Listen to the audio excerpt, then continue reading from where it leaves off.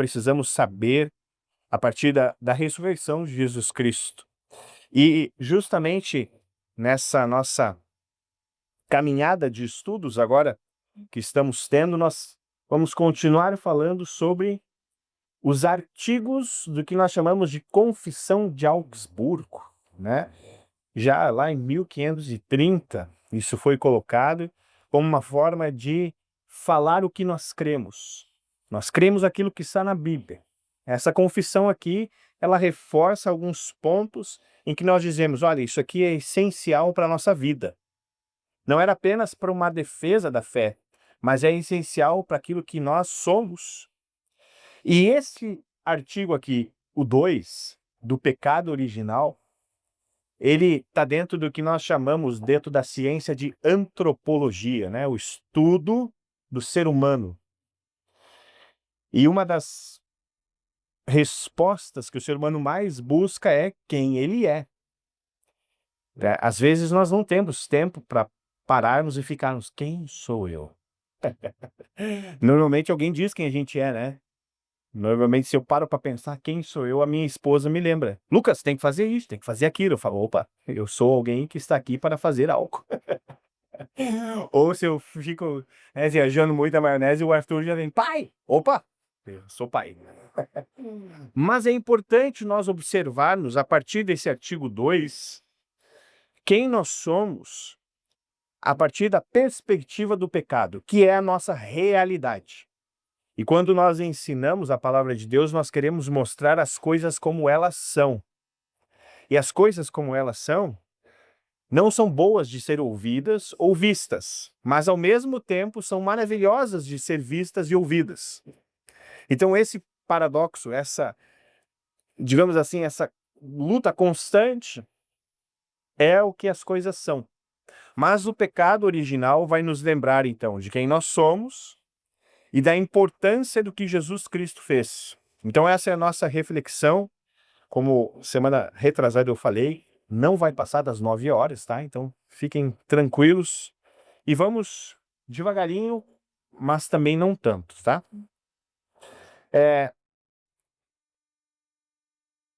O pecado original, quando nós dizemos ou chamamos ele de pecado original, ele quer dizer o seguinte: aquilo que nós somos diante de Deus, o que nos faz, ou como é que nós nos apresentamos diante de Deus. Então, o diagnóstico que nós fazemos para dizer quem somos parte de compreender a verdadeira raiz do pecado humano e reconhecer que a igreja precisa da graça de Deus e não do moralismo. Para quem teve naquele domingo em que o pastor Samuel falou sobre moralismo, dentro da nossa cultura atual nós temos uma fé deísta terapêutica moral, que seria o quê? Um Deus distante, que nos criou, mas que de alguma forma me afaga quando eu preciso e faz com que eu tenha as palavras certas para dizer aos outros o que eles precisam fazer. E quando nós dizemos aos outros o que eles precisam fazer e nós não fazemos isso, nós somos apenas moralistas. Não que a moral seja errada, mas usar ela apenas como uma indicativa para os outros, aí sim é complicado. Ou seja, nós obedecemos a Deus por causa da graça que nós recebemos, e não apenas para cumprir uma moral específica. Então, quando nós vamos colocar isso nessa balança da nossa vida, nós vamos ver que, sim, diante de Deus, o peso contra nós é muito grande. Mas, dando spoiler aqui, né, adiantando o fim do nosso estudo, receber com alegria o alívio do Evangelho e a vida nova entregue no Santo Batismo é o que nos dá a certeza de como nós estamos hoje diante de Deus. Ou seja, a lei que diz que nós somos pecadores, ela sempre vai nos destruir e nos humilhar. Mas o Evangelho nos consola. Então, nesse sentido, algo que está escrito na Confissão de Augsburgo nos orienta, então, para entendermos mais esse assunto do pecado original. E em alguma parte está escrito o seguinte, então: além disso, ensina-se que depois da queda de Adão, todos os seres humanos, naturalmente nascidos, são concebidos e nascem em pecado. Isto é, desde o ventre materno, todos estão cheios de mau desejo e má inclinação, e por natureza, isso é importante vocês guardarem, e por natureza, não podem ter verdadeiro temor a Deus, nem verdadeiro amor por Deus, nem verdadeira fé em Deus. Também se ensina que essa epidemia inata e esse pecado hereditário verdadeiramente é pecado e que condena a ira eterna de Deus a quem não renascer pelo batismo e pelo Espírito Santo. Essa palavra pecado, a gente já tentou traduzir ela de várias formas. Alguns dizem, é errar o alvo. Só que vejam bem, na raiz dela até está certo. É uma tentativa de acertar algum lugar. O problema de transformar isso num conceito teológico é que o pecado não nos dá nenhuma tentativa. O pecado faz com que nós não tenhamos nenhuma tentativa em relação a acertar qualquer coisa. Outras linhas teológicas vão dizer, não, o ser humano ainda tem uma tentativa, então errar o alvo para uma teologia que crê que o ser humano produz fé ou que o ser humano tem uma contribuição na salvação faz mais sentido. Mas para nossa doutrina de fé, nós cremos que o ser humano não tem participação nenhuma na salvação e ele não tem uma iniciativa ou uma inclinação boa. Então o pecado não é uma tentativa de errar o alvo. O pecado é acertar o alvo errado. Esse é o pecado. Acertar o alvo errado. Não uma tentativa de acertar o certo. Nós, por causa do pecado, estamos no lugar errado. Ponto. Então a raiz do problema humano, e vejam, por mais que isso aqui seja muita teologia, de uma certa forma, entender quem nós somos a partir dessa perspectiva hoje, nos ajuda imensamente nos problemas que nós temos do cotidiano. E a gente vai chegar lá. Por quê? Porque pecado não é apenas uma ação ou algo que eu fiz de errado. E às vezes nós queremos trocar a palavra pecado pela palavra erro. Não está errado, mas não explica. Porque eu posso errar a partir de uma ação que eu tenha. Mas eu não erro se eu só penso. Por quê? Porque a consequência daquele erro no meu pensamento não teve. Ficou só no meu pensamento. Eu não disse e nem fiz. Então, pode ser que não seja considerado como um erro. Se bem que Jesus vai dizer, olha, se você pensar em matar, você já matou. Mas erro, nós temos como conceito aquilo que é visto, aquilo que alguém mais sofre a consequência. Então, o pecado não é apenas aquilo que se vê no sentido de consequências ruins, ações visíveis, falhas morais, más escolhas. Não, ele é muito maior. Ele é uma condição humana. Está entranhado nas nossas células. É biológico o negócio. Não é apenas espiritual. A nossa carne, as nossas células contêm esse pecado. Por quê? Porque elas vão envelhecendo e nos levam à morte. A morte ainda é a consequência desse pecado. Então ele está, além, né, de ser uma condição nossa, está em tudo. Ou seja, essa condição humana nos faz não ter Deus, não olhar para Ele. É uma ausência de Deus. Por isso que lá no Jardim do Éden, quando isso aconteceu, né, na origem do pecado, eu já falei isso várias vezes aqui nos últimos tempos, principalmente na Quaresma, o pecado nos lembra da morte, a morte que Deus disse que nós teríamos. Mas veja, nós não fomos aniquilados no momento em que pecamos. Nós fomos separados da presença de Deus no momento em que pecamos. Então o pecado é uma ausência de Deus. Por isso que a morte eterna é uma morte na ausência de Deus. Ninguém vai acabar. Ninguém vai morrer e sumiu. Não.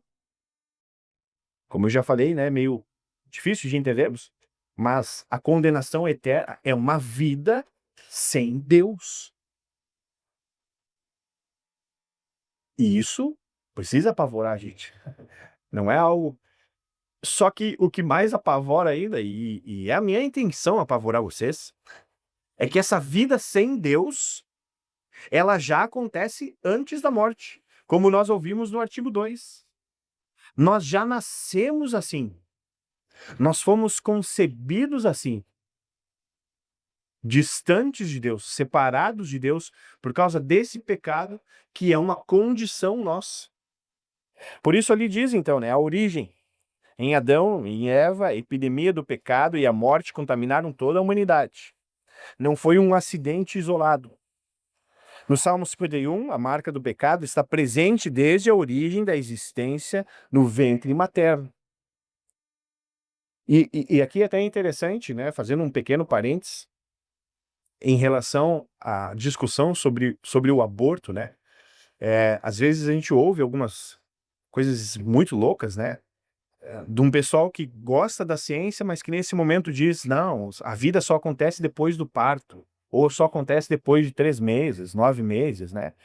É, por mais que a gente diga que o pecado é algo muito ruim, mas nós dizemos, o pecado é uma condição humana que acontece desde a concepção. Ou seja, é um ser humano, porque só o ser humano tem pecado. Então, por mais cruel que seja isso, né, de falarmos do pecado, é mais uma forma de dizermos sobre a concepção, sobre o início da vida, mas tem solução. Vamos lá, vamos indo. E o texto de Efésios diz então que é o estado natural. O ser humano natural não está apenas enfraquecido ou doente. E aqui vem aquilo que eu estava dizendo antes. O apóstolo Paulo nos lembra isso. Nós estamos mortos em nossos delitos e pecados. Ou seja, já nascemos separados de Deus. Nascemos sem a sua presença. Somos concebidos, assim, melhor dizendo. Então, esse é um diagnóstico muito complicado que nós temos. E aí o texto bíblico vai nos ajudar ainda mais a compreender essa incapacidade absoluta que nós temos. E em relação ao novo nascimento também. Ou seja, o que é a incapacidade? O texto bíblico vai nos relembrar. Por causa do pecado, não existe ninguém que busque a Deus. Ninguém consegue, por sua própria força, vontade, razão, sentimento ou qualquer coisa que seja, crer em Deus. Ah, pastor, mas e as outras pessoas que creem em outros deuses, elas não creem por causa da sua intenção? Ah, aí na semana retrasada nós ouvimos sobre o artigo 1, né? Que Deus? O Deus revelado. Deus Pai, Filho e Espírito Santo. Ou seja, o pecado faz com que a gente não creia nesse Deus verdadeiro. Um Deus Pai, Filho e Espírito Santo, aquele que se fez carne, aquele que morreu por nós, aquele que ressuscitou, aquele que nos santifica, aquele que nos cria, nos sustenta. Esse Deus. Ninguém pode, por natureza, então, produzir a fé. Essa é uma outra confissão muito importante que nós precisamos sempre bater, né? Eu já falei várias vezes e é importante nós repetirmos. Fé não é uma esperança de que vai dar certo as coisas. Desculpa, mas a minha cabeça para outros assuntos só tem o Grêmio. Então, a minha esposa já disse isso. Lucas, troca o exemplo, mas eu não consigo. Hoje, depois do culto, tem um jogo do Grêmio. Eu tenho fé que ele vai ganhar. Mas é só uma esperança, uma confiança. Não é a mesma fé em Cristo. Ah, eu tenho fé que aquela pessoa vai ser curada. É a mesma coisa de crer em Jesus? É a mesma fé? Não. Por quê? Porque Deus pode curar até um não crente. Agora, aquele que crê em Jesus pode sim ter fé que uma pessoa vai ser curada, porque Jesus tem esse poder. Mas essa fé que nós falamos aqui, de crer em Deus, isso nós não conseguimos produzir. Não é uma iniciativa nossa, não é um pensamento positivo nosso. É algo que nós recebemos. Por isso, a necessidade absoluta do nascer da água e do Espírito, que o texto de João vai nos lembrar. João Batista, no Evangelho de João, vai nos dizer o seguinte, que Jesus é aquele que batizará com água e com fogo, e com o Espírito. Ou seja, ele vai dar a fé. Ele vai dar a salvação, o perdão dos pecados. Então, o novo nascimento não vem do homem, mas vem de Deus. Ou seja, como é que então, agora nós com essa condição de pecadores, vamos conseguir sair dessa condição? A primeira resposta que nós temos que dar é: não tem como. Não tem como. Eu sou pecador, não tem como eu escapar dessa situação. Posso fazer tudo que está ao meu alcance para conseguir isso e nada será suficiente. Então, esse é um reconhecimento que normalmente nós fazemos no início dos cultos, né? Quando tem ali a confissão e a absolvição, e nós reconhecemos que somos pecadores. Essa frase, reconhecer que somos pecadores, não é apenas, eu reconheço que essa semana eu não fui tão perfeito assim. Essa semana eu dei alguns deslizes. Pensei em algumas coisas, não fiz nada de errado concretamente, mas pensei, então eu vou pedir perdão por causa disso. Não, nós estamos pedindo perdão por causa da nossa condição, por causa daquilo que nós somos. E isso é muito pesado, é muito forte. O conhecimento do pecado original é necessário. Por mais que seja confuso, por mais que seja pesado no sentido de existência, né? Cara, então quer dizer que todo o amor que eu tenho pelas pessoas, tudo aquilo que eu faço de bom, tudo aquilo que eu construí com o meu suor, todo o empenho que eu tenho de educar os meus filhos, isso não vale nada. E aí a dureza da realidade é: não vale nada. Deixa eu só fazer um parênteses para vocês ficarem mais aliviados. Se nós cremos em Cristo e recebemos o perdão e a salvação, aí nós podemos pensar então, então quer dizer que o amor pelas pessoas, que aquilo que eu construí com o meu suor, que aquilo que eu faço de bom não vale nada?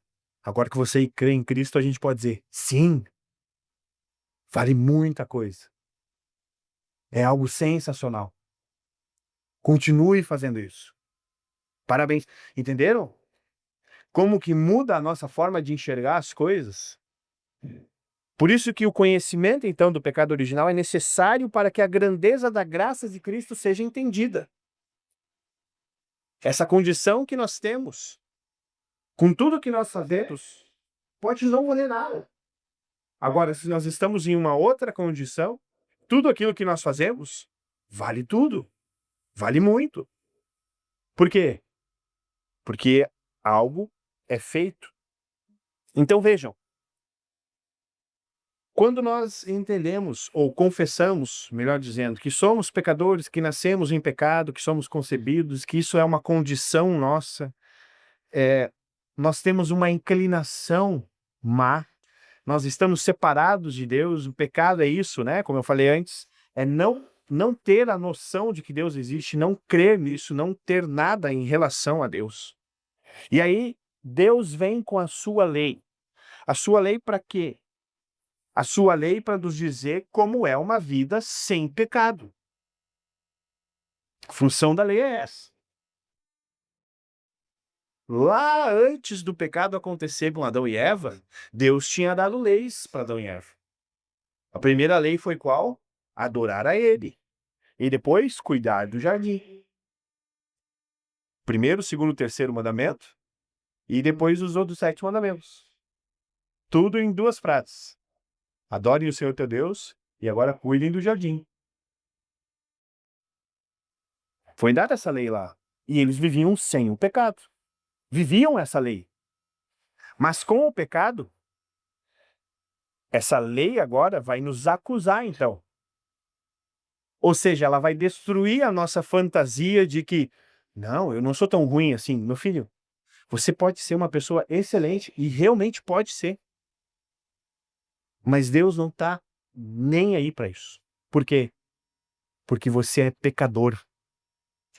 E para Deus você está condenado. Nem aí nesse sentido de condenado. Deus não está se importando se você é o cara mais importante ou sensacional do mundo. Porque Deus vai olhar para ti e vai enxergar morte. Nada além disso.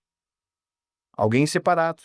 Então a lei destrói o pecado que habita em nós por causa da nossa natureza corrompida. Não é apenas um acidente, né? Como eu disse antes, não é algo ocasional que acontece um dia sim, um dia não. Não, é algo presente. Então a lei precisa nos humilhar. E principalmente o nosso orgulho religioso, né? No sentido de dizer, não, mas eu que sou um bom cristão, né? Eu faço as coisas boas. Mas por que motivo? Eu faço as coisas boas porque eu sou um grande pecador. É o que o apóstolo Paulo vos lembra, né? Olha, dos pecadores eu sou o maior deles. Mas mesmo assim eu vou fazer de tudo para com todos. Por quê? Porque agora, essa lei que antes e continua me humilhando por ser pecador, ela ainda me diz o que fazer. Então na igreja, a lei de Deus, ela vai continuar apontando para o nosso pecado. Para dizer o quê? Para eliminar qualquer ilusão de superioridade moral. E aí nós vamos de novo ao que nós confessamos. Todos nós somos pecadores. Até Jesus voltar, essa é uma condição que nos nivela. Que nos nivela. Não há nenhum pecador menor ou maior. Todos são pecadores. Então ela vai revelar a nossa incapacidade. E aí, por causa da lei de Deus, nós vamos dizer, não conseguimos cumprir essa lei. Ela nos mostra que somos pecadores. E aí podemos fazer igual o Chapolin, né? E agora, quem poderá salvar? Então, essa frase é importante. Nós não somos neutros. Isso é importante. É uma reflexão, até que daria para se alongar, mas não vamos. O ser humano não é uma tábua rasa.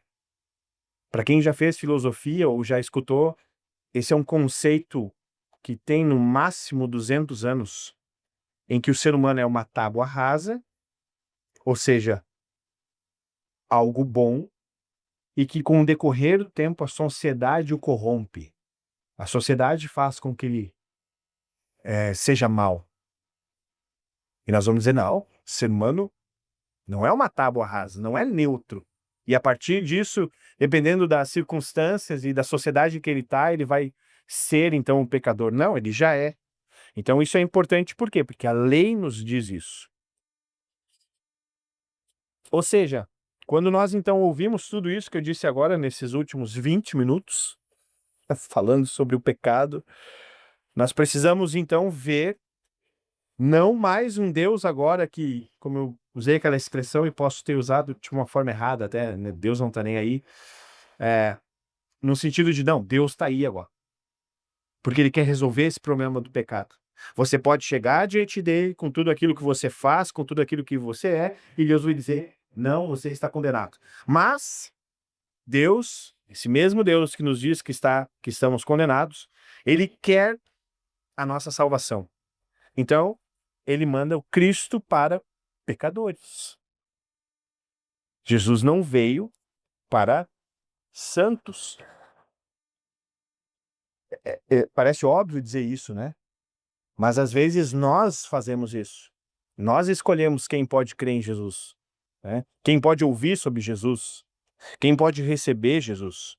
Então, quando nós cremos que somos pecadores e o nível nos coloca igualmente diante de todos perante Deus, a graça de Deus não é apenas para alguns. E aí, só para dar um exemplo para vocês, domingo agora a gente cantou uma musiquinha do Três Palavrinhas que dizia assim: não existe amor maior do que Jesus, que por todos os seus amigos ele se deu. Essa é a letra original. Mas vejam, nós confessamos que todos são pecadores e que Jesus veio por todos, não apenas pelos seus amigos. Aí nós adaptamos a letra, né? Nós colocamos, não existe amor maior do que Jesus, que por todas as pessoas se deu. Veja, parece algo simples, mas não. Se nós falamos que Jesus se deu apenas pelos amigos, o entendimento de pecado muda. Então, coisas que nós ouvimos ou cantamos precisa sempre estar nivelada por esse artigo que nós estamos aqui, né? O artigo 2, que somos pecadores. Por quê? Porque daí vamos olhar para a dádiva de Deus. O que não podemos produzir, Deus cria por sua graça através do Espírito Santo. Ou seja, a igreja não é um palco de perfeição, mas é uma casa de perdão e de vida nova. E eu já falei isso também, né? Pastor, quando eu estiver bem, quando eu estiver melhor, eu vou para o culto. Quando eu resolver essa situação, eu vou para o culto. Eu digo, meu amigo, quando você está muito ruim, olha, complicado a situação, corre para a igreja. É ali que nós encontramos esse perdão, essa vida nova, onde a doença é confessada, o médico está ali, o médico é amado. Vamos pular aqui, que eu acho que não vai dar tempo. Opa, foi demais. Isso aqui é importante. Ou seja, se nós temos então esse conhecimento de que somos pecadores e que através de Cristo esse pecado agora é anulado, ele é retirado. Vejam, existe uma condição mudada, transformada. Não é uma condição melhorada. É uma nova condição. Antes nós éramos pecadores, a partir de Cristo Jesus nós somos santos, sem pecado. E aí a nossa doutrina vai dizer o seguinte: essas duas condições coexistem. Isso aqui é muito difícil de explicar. Nós somos simultaneamente santos e pecadores. As duas coisas ao mesmo tempo, caminhando, respirando, fazendo o bolo de tarde, ligando o carro de manhã, vindo para a igreja, saindo para ir jogar bola, voltando do shopping. É o tempo todo. Pecador e santo.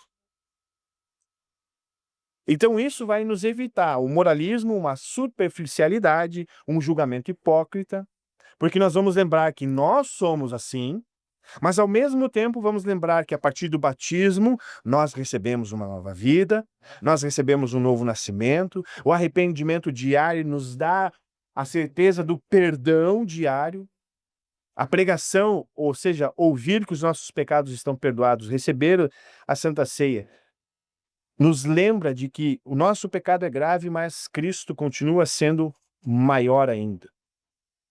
Então, para convidar vocês para os próximos encontros, hoje nós falamos sobre a ferida.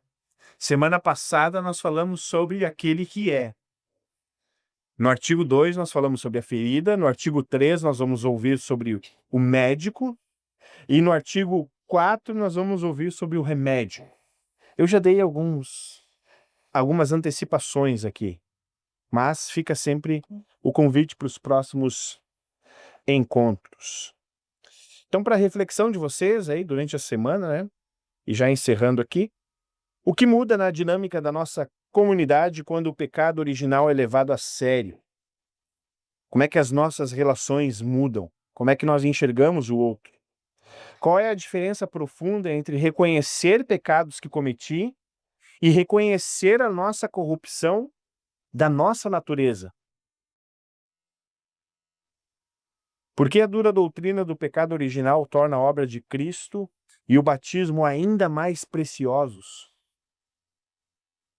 Isso é outra coisa, né? Quando nós reconhecemos que somos pecadores, mais nos ansiamos por aquilo que vamos receber na Santa Ceia, na Palavra de Deus.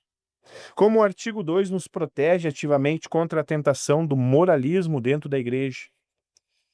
Essas sempre são perguntas para refletirmos e as quais eu também preciso refletir e peço que vocês também reflitam. Último slide, então. A igreja não precisa esconder a verdade sobre o pecado. Essa frase aqui daria um outro estudo, né? A tentação de esconder o pecado é muito grande para quem prega. Porque uma das coisas que, infelizmente, não faz a igreja lutar é falar sobre pecado. Ela pode confessá-la com seriedade e anunciar com alegria. Em Jesus Cristo há perdão, novo nascimento e vida. Precisamos falar sobre o pecado para continuarmos falando sobre Jesus. Como eu disse antes, é aquela coisa que eu não consigo explicar. Santos e pecadores. Ok, gente? Muito obrigado aí pela paciência de vocês. No primeiro momento do culto nós ficamos mais em pé e no segundo mais sentados, né? Mas estamos ainda nos adaptando a esse novo formato. Eu os convido então a ficarem em pé. Queremos fazer a oração e depois dos avisos nós nos despedimos ali ao fundo. Senhor Jesus Cristo, confessamos que somos incapazes de temer-te e amar-te por nós mesmos. Perdoa a nossa corrupção, renova-nos pelo teu Espírito Santo, faz-nos viver diariamente do nosso batismo e conserva a tua igreja consolada no teu Evangelho.